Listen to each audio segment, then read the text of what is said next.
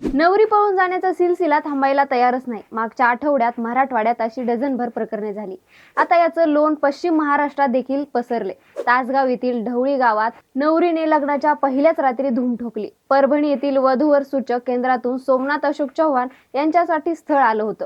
नवरी म्हणून निकिता सखाराम गोळे हिचा फोटो दाखवण्यात आला होता. मुलगी पसंत पडल्यानंतर वधूची आई शोभा गोळे हिने वर पक्षाकडे 5 लाखांची मागणी केली. तडजोडी अंती 2.5 लाख रुपये नवरीच्या आईकडे सुपूर्द करण्यात आले.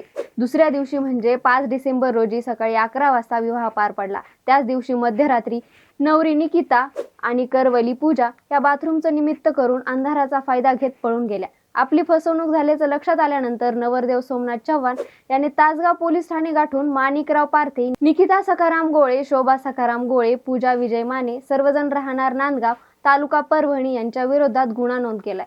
मंडळी, लग्नासाठी मुलगी पाहताय, पण जरा जपून.